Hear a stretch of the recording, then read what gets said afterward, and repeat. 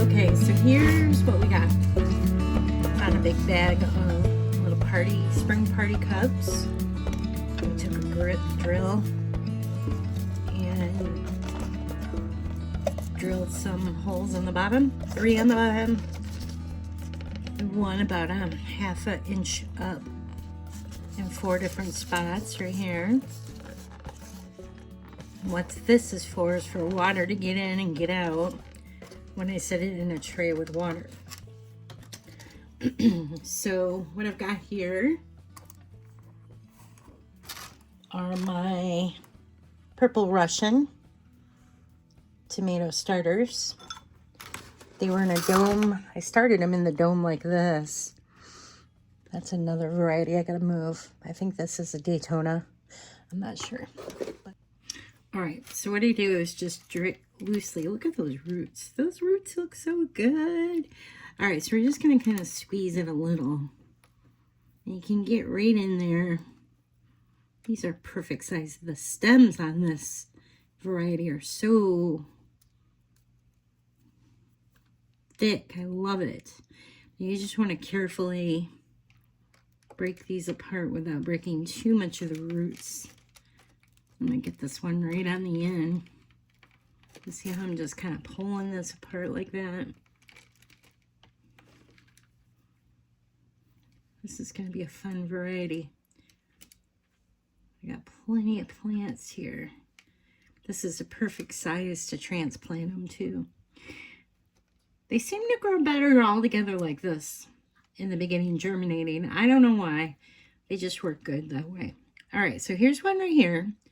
And what I'm going to do, I don't have anything in the bottom yet. So I'm going to take this type of clump.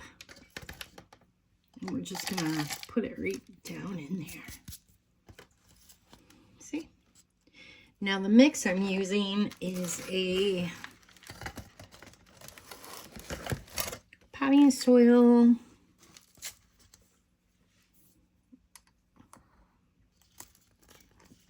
and vermiculite, cocoa coir. There's a little peat in there, and perlite. I'm just gonna kind of, I always call it backfill. I'm just gonna backfill here.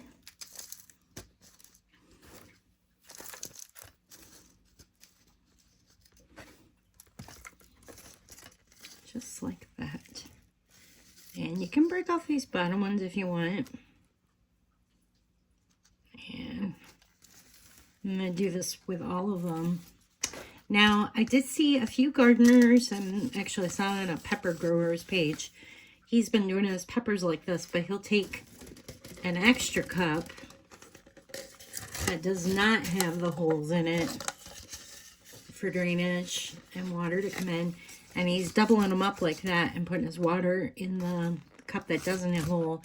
You could do that, but I've got a lot here. So I'm going to actually fill a tray, sit them down in a tray like this white one that the water can seep up in from the bottom. And I'll have a bunch of them in here. That just works better for me. So either way, you can do it that way. All right, so I got a lot to do here. This is the new tray that they have when you purchase chicken breasts at Aldi. I like to get my chicken breasts there because number one, I like the trays that they have for their meat because I can reuse them year after year after year. They work great, and this is just perfect. So now what I'm going to do is just take and tag these up. Make sure you have your tags facing where you can see it. I'll go in the same direction. I'm kind of weird about that. It's the old work in a garden center in me. And I'm going to end up adding water to this about up to the, well, halfway up on the tray. So about 1 inch up. And then just kind of keep an eye on them. But I'm not going to do that until I take this out to the dome where they'll be happier. And it'll be easier to carry out there. I hate when this happens. Look at all these. There are probably 20, 25 of this variety, Daytona. I love the Daytona tomato, but I way overdid it. I don't know what I was thinking when I planted all these.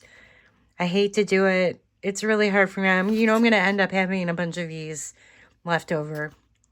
So, I may have to compost a few. I hate to do that, but I've just got too many.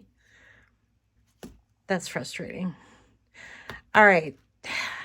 I'm going to pull 10 out, and then I'm going to think about it, because I hate when I do this. I have a hard time parting with my seedlings.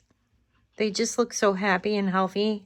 I don't know why I did so many in here. I think, well, I know why, because this is my second batch of these. My first batch, I started in those little, I started in these, and they didn't do so well like this. They do great when I plant them like this and then divide them, the tomatoes anyway. So I restarted, and this is what I did. So, all right, I'm going to pot these up.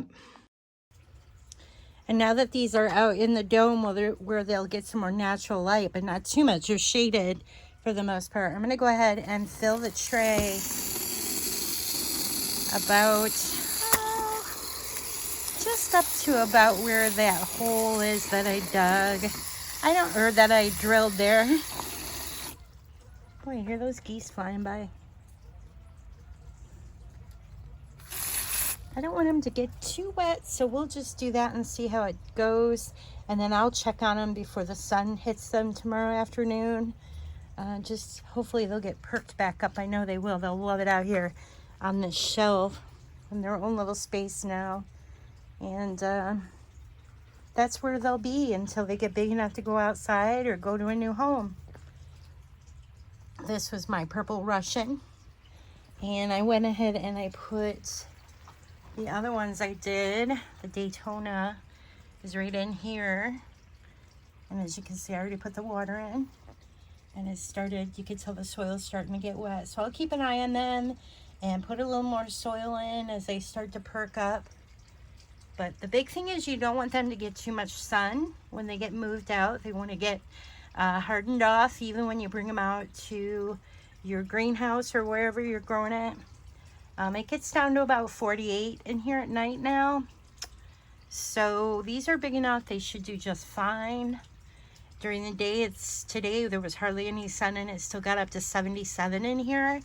Thanks to the little bit of sun and where the sun's getting closer to the earth. And there they are.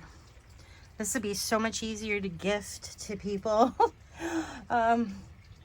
Just because they're colorful too. I like them.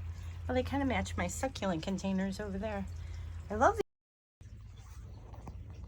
Here's another one of those shelving units. I love these. This is a smaller one, believe it or not. It'll hold 220 pounds, so I've got some heavy things on there. On the top, since this is south facing, it has managave, a tomato plant that can take it this time of year.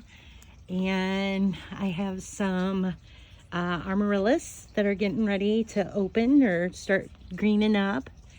And here's some more amaryllis, some new tomatoes I just brought out. So they're going to get a little bit of shade. They'll get the afternoon, even late evening, actually, a late evening sun.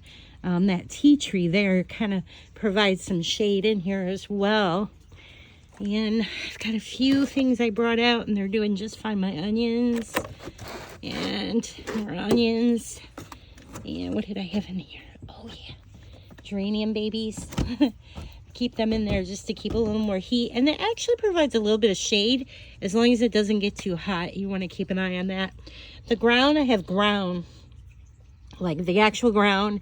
And then we've got stone in here. And I got block, which all this helps hold mass. And it cools too. This is a cooler area. So I have my onions down here that I just chopped back. And a couple of new spring. I've never grown these before. I hope they probably should move them outside. They're doing just fine though. It's a little early.